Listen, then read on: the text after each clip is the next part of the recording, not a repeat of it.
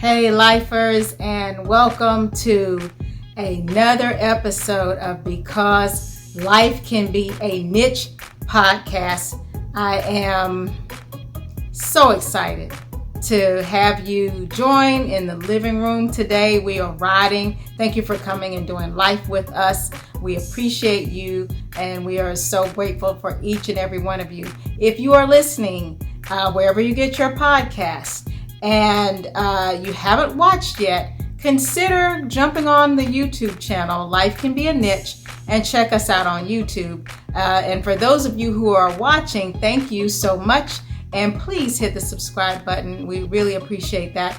Get at us on social media. You know where we are, at Katie Bryant Writes. That is at Katie Bryant Writes on Twitter, Facebook, and Instagram. And check out the blog. I have been more diligent in actually producing the blogs, because I've written them. They're just not, it's just not edited and ready for public consumption. So I have been doing more of that and being more disciplined with that. So please check out Life Unfolding on the website, katiebryantwrites.com. There's always something nifty out there, something either I'm cooking or I'm doing something mom related or just going through life or whatever's going on. It's on the blog.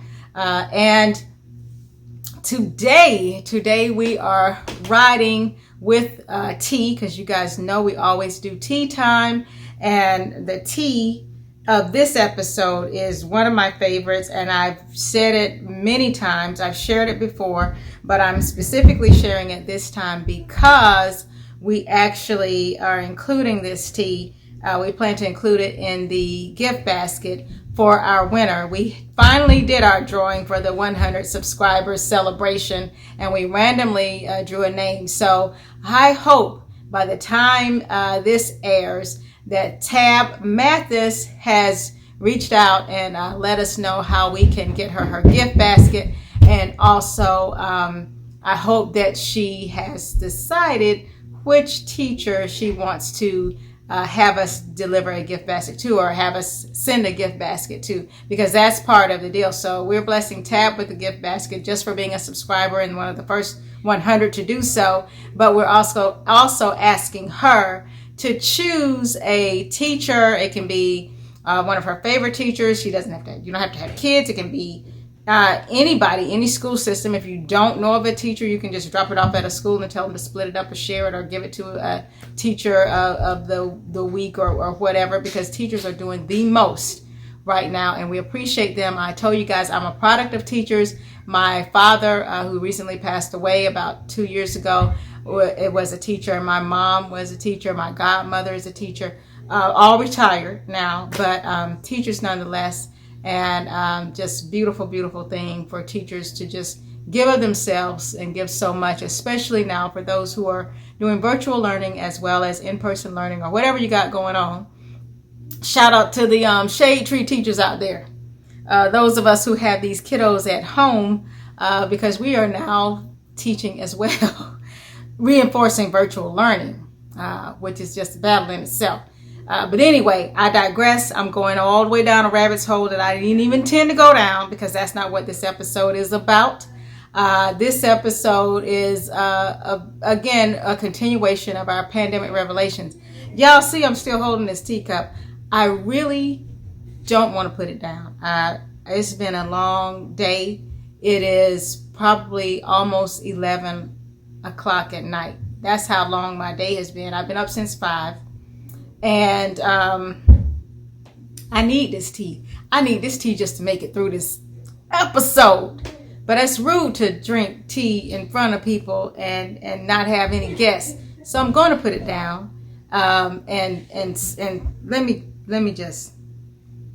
Oh, I needed that. I'm gonna finish that tea when I finish this podcast.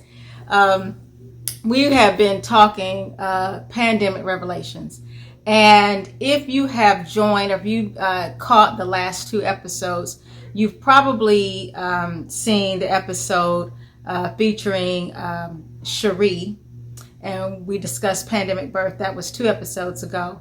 And then Vita, who's a beauty maven She owns her own eyelash extension boutiques in 2 different locations, but also has her own lip gloss line, her own fashion line, just doing a lot. I mean, just some of everything. And Vita joined us, and we talked about embracing, first of all, getting your money during a pandemic, and how even with her being a service provider for beauty, and how she had to pivot to profit. So how she really had to just change her thinking and her process and how she did business because it was a pandemic. And that's very up close and personal for those of us who, go in and get the individual lashes done, and how she pivoted that to profit and has just busy, just still been working. So we talked about that, and she also talked about embracing singlehood, or your season of singlehood. A lot of us are out here now single, and it's a time during the pandemic where it's not really, a time to really be worried about, where's my mate, or where's that person. Maybe it's a time to really find your purpose and to ask God, what he has for you, so that you get the most out of this time of singlehood. So when you do get with that mate, if that's your desire, then you already have yourself together. So it's very clear you're not looking for something in the person to fulfill you. You've already got your stuff together. But anyway, I'm not going to go through all that. Check it out on the podcast, the past 2 podcasts. They have been amazing.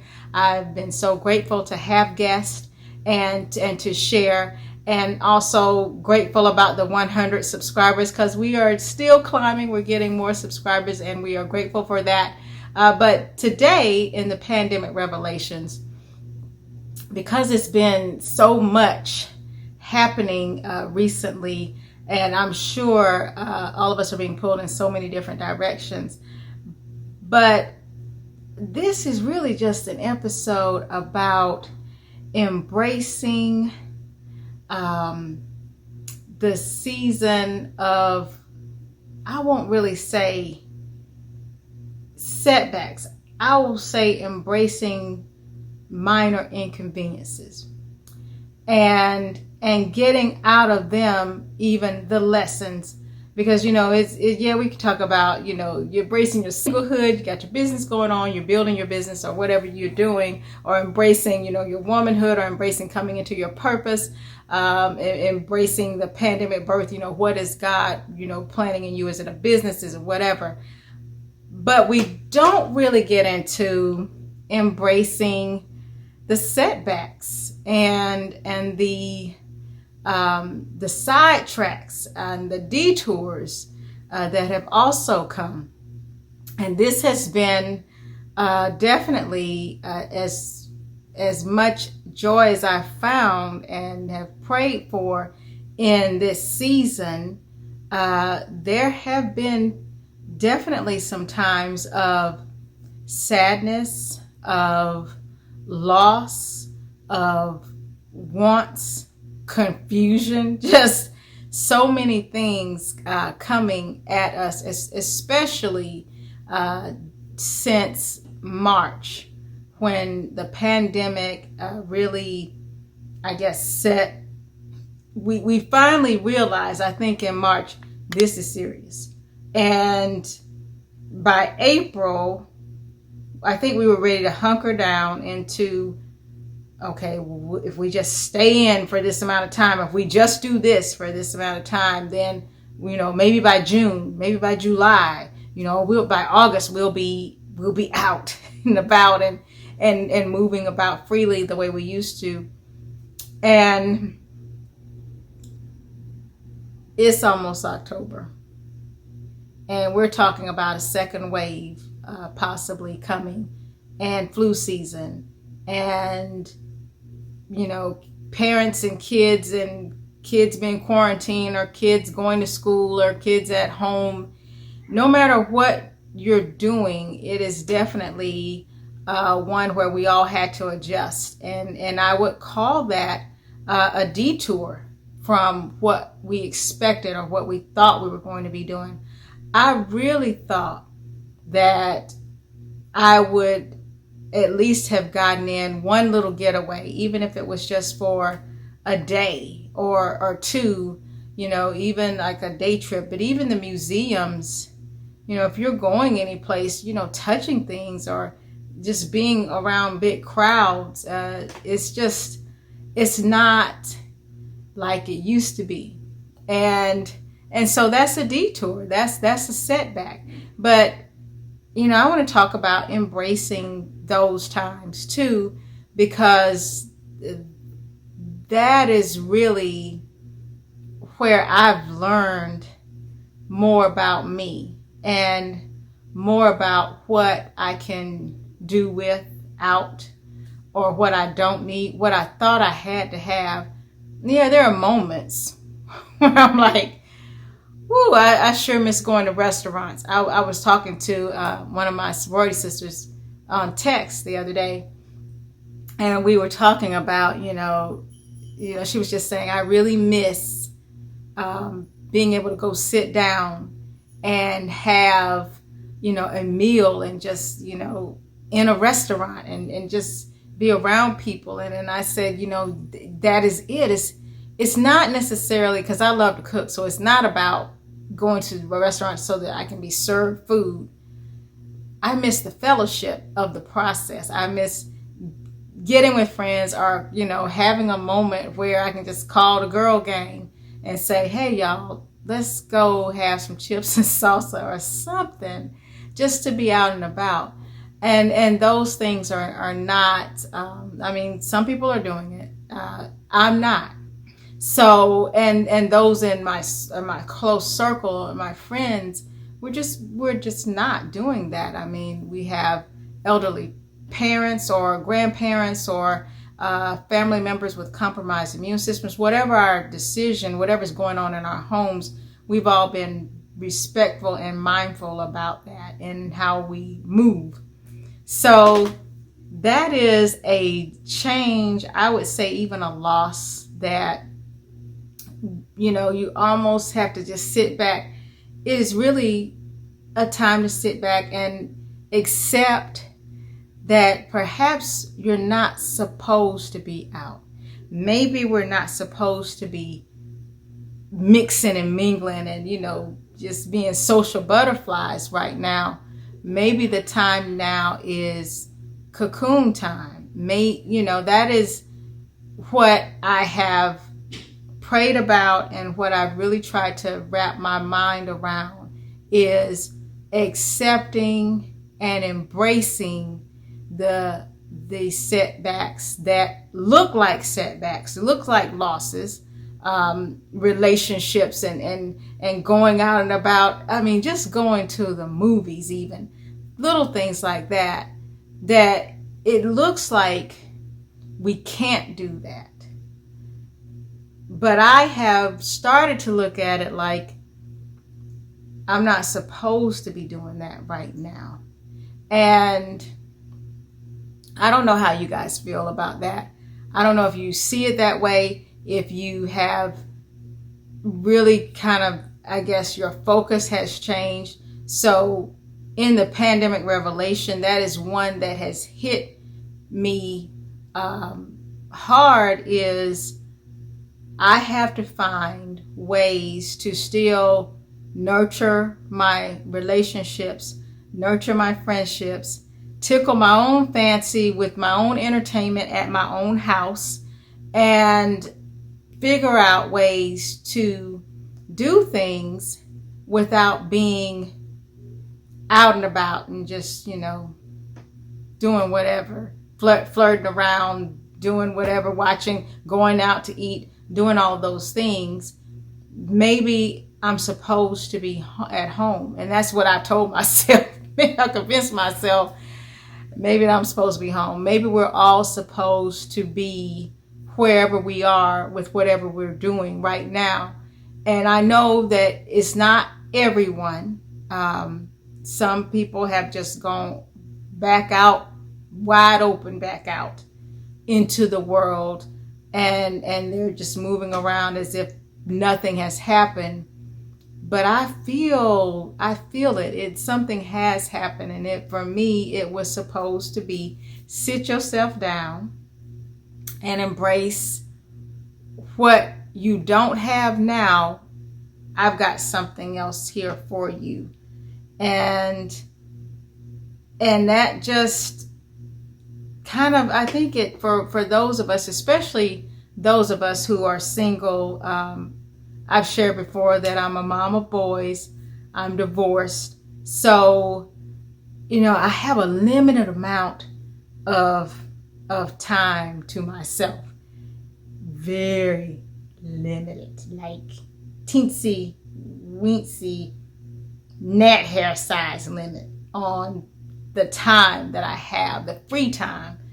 And so when you don't have that little bit of free time, is not so free when everybody's still in the house and everybody's still together, then I have looked at that like, man, if I could just roam about freely. You're free to roam the cabin, as they say on the airplane. I don't know that I would have looked at ways to find entertaining things to do with the family the way I have now. So the kiddos and I spent a lot of time just doing things together that we probably would not have been doing. And we spend a lot of time together. It's not like we didn't have quality time together at all. We did before the pandemic. But when the pandemic hit, it's almost like you kind of wanted to do different stuff. Like, okay, we always play Monopoly. We always do this. What else can we do? What else can we share together? How can we, chill? We'll just go, out and pick up food and sit in a parking lot and eat it in the car because that's just the way we're living now. So it's almost like you embrace the loss of being able to go to the restaurant, but you know how much fun it is to sit in the car and eat probably food that I shouldn't be eating. They can eat whatever because they burn it off, but I know if my trainers are watching, they're probably like, well, what is it you actually eating in the car? It's good. I can tell you right now, it's good to you. It ain't good for you, but it's so much fun. And just knowing that there's a purpose in every loss or every thing that looks like it's missing or there's something not there. You're growing. I'm growing. I'll just say for me. I'm going to talk for me. So I don't know. You might be like, oh, I was already there, girl. Good. I really feel like I've grown in this season of change and in this pandemic and recognizing and realizing what's important and what's valuable and what matters to me the most. And it amazingly, the things I thought that I was like, oh, I don't ever want this to be gone. And it's gone. And I'm okay with that. And I'm like, man, I never would have thought that I would be cool with not doing this. But then I look at all the places we didn't go. That's money saved because we don't know what's going to happen. That's money saved, or that's a little bit of extra money to donate to help someone else or to support a cause or organization that maybe I would have given this. Now I can give a little bit more. It's just, how are you looking at it? How are you looking at embracing the change and the what appears to be a setback, but it's really a set down somewhere and be still and get what I have for you. I can share this because this happened, my goodness, it's probably been 5 weeks.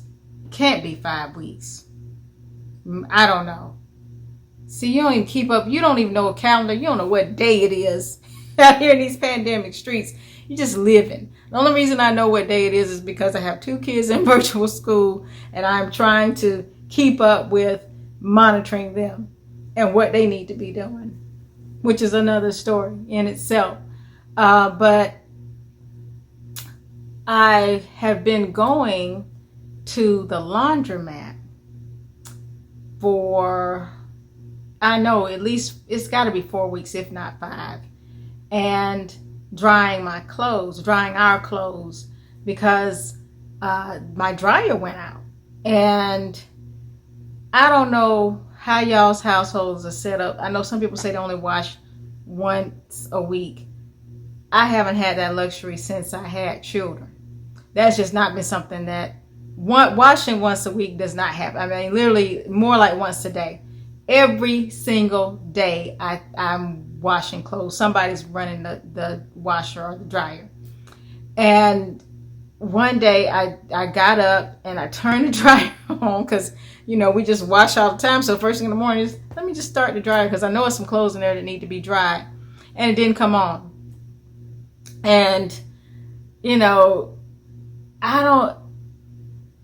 boys in the house, my mom is here, I'm here, we, you know, showering and clothes, everything. That's a lot of clothes. As soon as that dryer didn't work, my first thought was, please let it be the trip breaker, you know. And I went and checked the breaker, and I flipped it back and forth. I went and pressed the dryer, it didn't come on. I was like, oh God, I know this is done. So anyway, I called the repair service and all this kind of stuff, and I have a warranty on it. So, you know, but that's still a process. Anyway, all of that to say that I have been going to the laundromat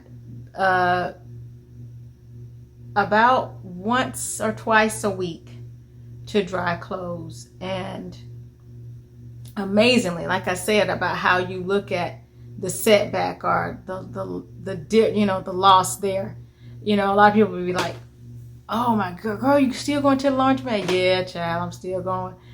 And then first of all, like, why don't you have a new dryer? Well, one, there's supposed to be a sale coming up, Columbus Day sale, and I can get a whole lot more bang for my buck if I wait. And I'm not cheap, but I do like to save. And I know, y'all, if I went out and bought that dryer and just replaced it right then with the, you know, warranty settlement money or whatever, and then of course they'll never give you enough, so you got to put your own with it.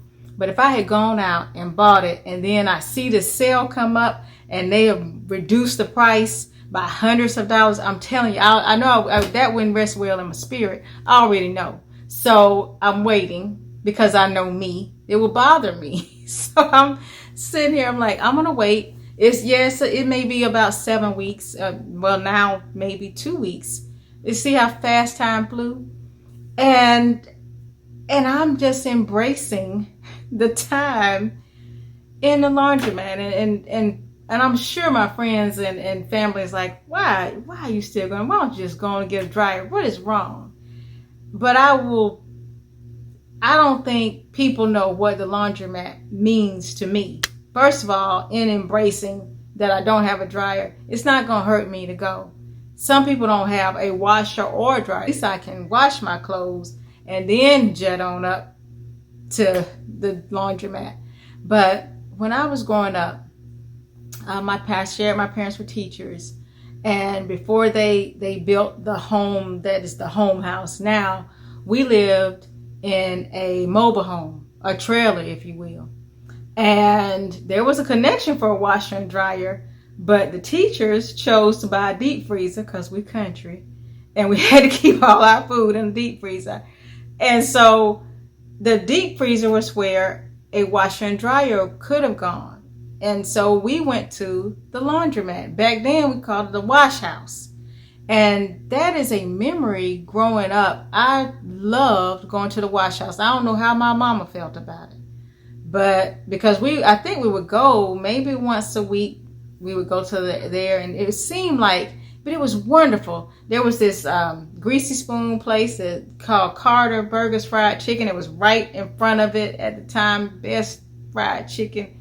And just, I remember going there, and my treat was a chicken leg and some French fries.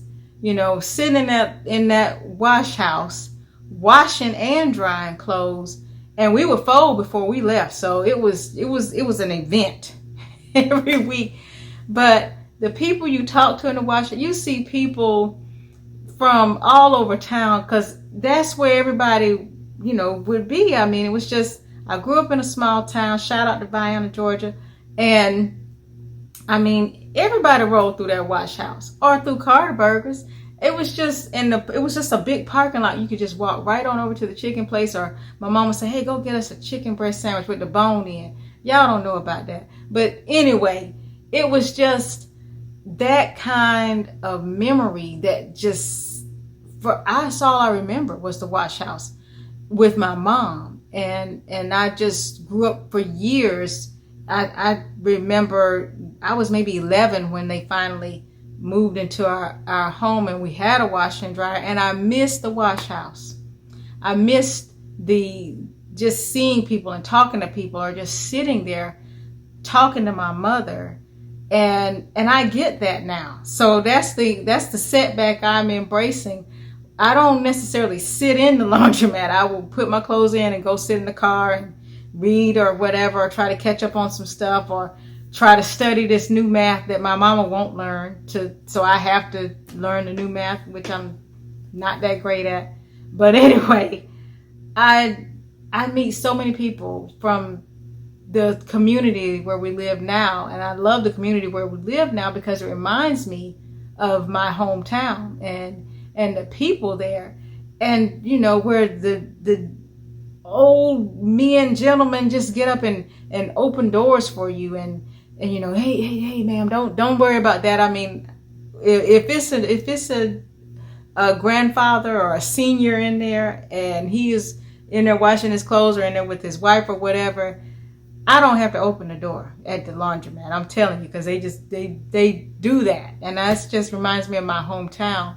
And so, and talking to people, I learned so much about people in this laundromat, and the time you spend that you probably never cross, walks of life never cross. We have on masks, yes, gloves maybe, but you just, it's an experience that I wouldn't trade for anything. And yes, it's an inconvenience, it is a setback, but it is one that I'm embracing in this season.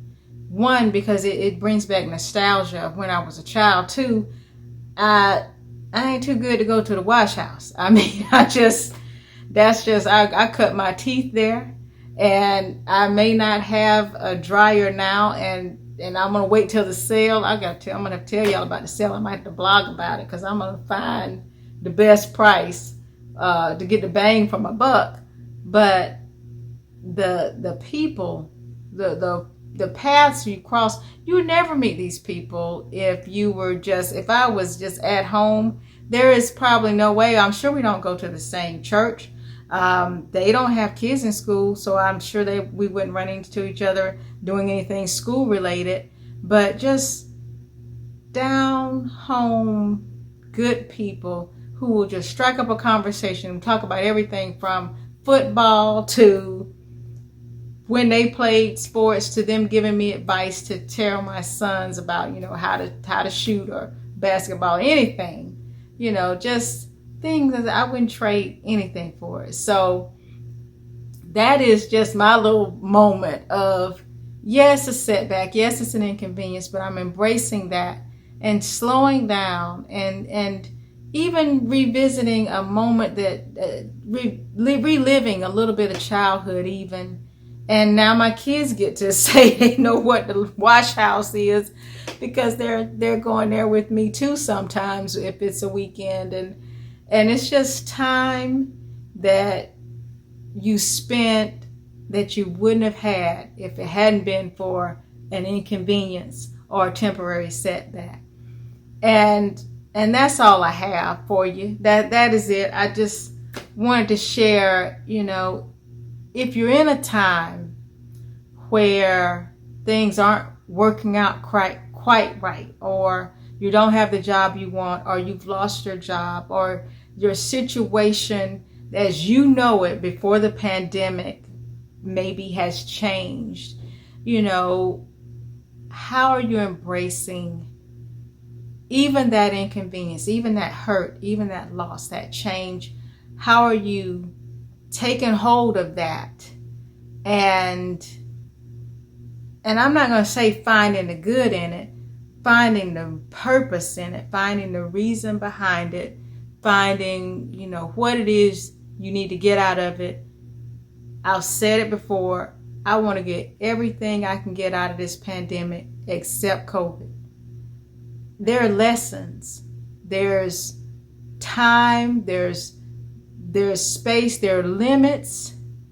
There are things that have been taken away. People have been taken away. And there is a purpose and a lesson in it. And maybe now, yes, we have slowed down long enough just for a moment to get that, to get the tiredness. I am tired, definitely.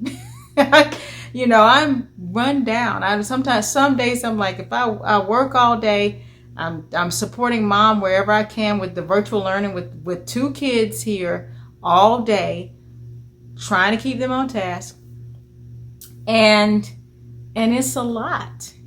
It's a complete change, but I'm embracing the inconveniences and the setbacks to understand what it is I'm supposed to get. What am I supposed to do different?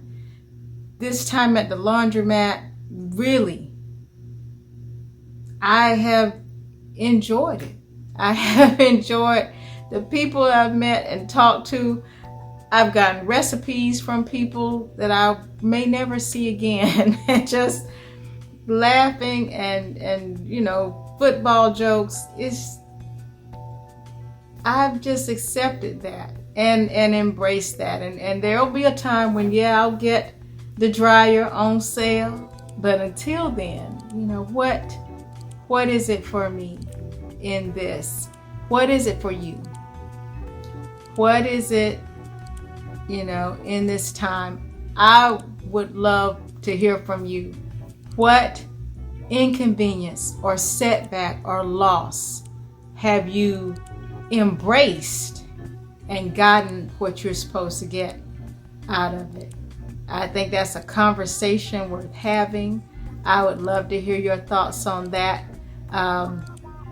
And give advice too, because I'm trying to survive out here in these pandemic streets. These are just a few of the pandemic revelations that we've been talking about. Embracing the inconveniences and the setbacks. It's okay to not be okay, but still be okay. Did that make any sense at all? Probably not, because I'm tired, y'all. Because I need my tea. I told you I'm going to get back on this tea tonight and finish this off, because I just need to woosah and go on and break it on down. You guys, thank you so much for riding with us, for coming in the living room, hanging out, just talking and sharing. Thank you to the 100 subscribers and climbing. Please tell your friends about the podcast. Share it. Hit the notifications. Make sure you subscribe. If you know Tab Mathis, let her know that we're looking for her so that we can give her gifts. We also have gifts from Vita. We have lashes. We have lip gloss starter kits that we're giving away. You got to watch the show to see how to get it. It's just a random drawing, and she's going to bless somebody with that. And in addition to that, we're going to give away some gift cards and some money so that you can get some of her merch, some of her fashion stuff. And the same thing with Cherie Denise, who shared books that she has, and she's giving those away as well. And she's also offering discounts on her counseling services. I believe the discount is still running, so make sure you check out those past episodes and support these ladies who are doing big things and getting the most out of the pandemic that they can get spiritually and emotionally and financially. It's just been a great ride and great conversations. Please follow us at Katie Bryant Writes on social media and on the blog Life Unfolding, KatieBryantWrites.com. and let us know your thoughts and what's going on. As always, thank you so much for riding with us. Be good to yourselves, be good to each other, and we will see you when we see you.